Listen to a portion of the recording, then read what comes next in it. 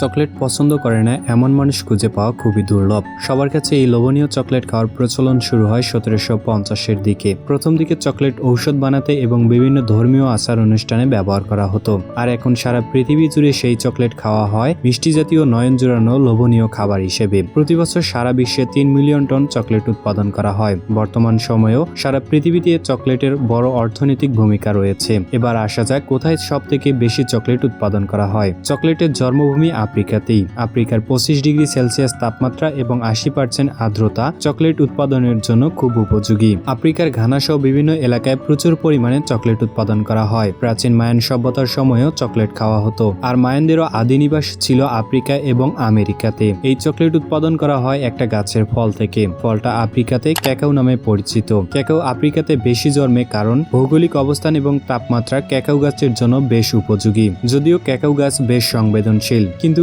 এই ফলগুলোর বোটা বেশ শক্ত এবং পেকে সহজে পড়ে যায় না, দেখতে অনেকটা পেঁপের মতো। তাছাড়া এই গাছের ফলগুলো একটার পর একটা জন্মে, এর জন্য এরা সহজে গাছ থেকে পেকে পড়ে যায় না। এক একটা ফলে 40টার মতো আঠালো বীজ থাকে। চকলেট উৎপাদনের প্রক্রিয়ার শুরুতে ক্যাকাও ফল গাছ থেকে সংগ্রহ করা হয়। এগুলোকে গাছ থেকে সংগ্রহ করার পর কৃষকেরা মাটিতে বসে নিজ হাত দিয়ে ক্যাকাও ফল থেকে বীজ আলাদা করে। ক্যাকাও ফলের বীজ সাদা রঙের এবং এর খোসার ভিতরটা খুবই আঠালো অবস্থায় থাকে। প্রতিটা ফলে 40টার মতো আঠালো বীজ থাকে। ক্যাকাও গাছের বীজ কৃষকেরা নিজ হাতে সংগ্রহ করে থাকে। মজার ব্যাপার হলো এই আঠালো বীজগুলো একত্র করার সময় একবারও মনে হবে না এগুলো দিয়ে আসলে চকলেট বানানো হয়। ফল থেকে বীজ আলাদা করার পর এগুলোকে ফার্মেন্টেশন বক্সে রাখা হয়। 3 থেকে 9 দিন পর্যন্ত ফার্মেন্টেশন বক্সে বীজ পাতার সাহায্যে ঢেকে রাখা হয়। এর কারণে বীজে থাকা সমস্ত রকম ব্যাকটেরিয়া দূর হয় এবং বীজের আসল কালার চলে আসে। এরপর ফার্মেন্টেশন করা ক্যাকাও বীজগুলো রোদে ভালোভাবে শুকানো হয়, যাতে গন্ধ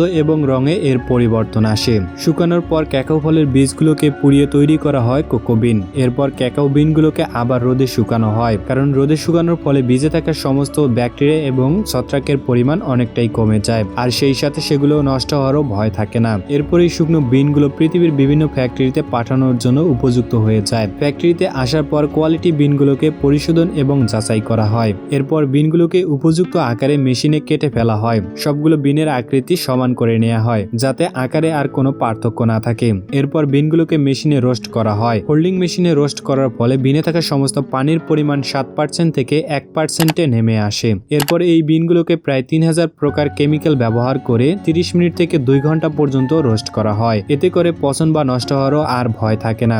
ঝরঝরে বিনগুলোকে পুনরায় মেশিনে দেয়া হয়। ভাইব্রেশন মেশিনে যখন বিনগুলোকে দেয়া হয় তখন বিনের খোসা থেকে বিনের বীজ বা নিব আলাদা হয়ে যায়। এই কোকো নিব থেকে আবার বাদামি গাঢ় রঙের কোকো পেস্ট তৈরি করা হয়, আর এই গাঢ় বাদামি রঙের কোকো পেস্ট চকলেটে স্বাদে গন্ধে ভরপুর হয়ে ওঠে। এই কোকো পেস্ট তৈরির সময় স্বাদে এবং গন্ধে কিছুটা অ্যালকোহলিক ভাব আসে। এটাকে বলা হয় চকলেট লিগার। চকলেট লিগার থেকে তেল ও চর্বি আলাদা করা হয়। এরপর চকলেটের বাকি অংশ গাঢ় বাদামি রঙের রূপ নেয়। এরপর তেল চর্বি আলাদা করার পর শুধুমাত্র কোকো পাউডার পাওয়া যায়, আর এই ঘন কোকো পাউডার আলাদাভাবে বাজারজাত করা হয়। কোকো পাউডারের সাথে আগে থেকে আলাদা করে চকলেট লিগার, চর্বি, মধু এবং গুঁড়া দুধ মিশিয়ে বিভিন্ন ফ্লেভারে চকলেট তৈরি করা হয়। চকলেটের বিভিন্ন উপাদানগুলোকে মেশিনে ভালোভাবে স্মুথ করা হয়। এরপরে মোল্ডে ঢেলে ঠান্ডা করে বিভিন্ন আকৃতি এবং ডিজাইন দেওয়া হয়, তবে তার আগে ফাইনাল চেক করা হয় চকলেটে কোনো রকম বুদবুদ বা এয়ার বাবল আছে কিনা, কারণ এয়ার বাবল থাকলে চকলেট সহজে ভেঙে যায়। এরপর এগুলোকে ফয়েল এবং প্যাকেজিং করা হয়। আকারে চকলেট অনেকটা ছোট হলেও প্রতি বছর আফ্রিকা প্রায় $50 বিলিয়ন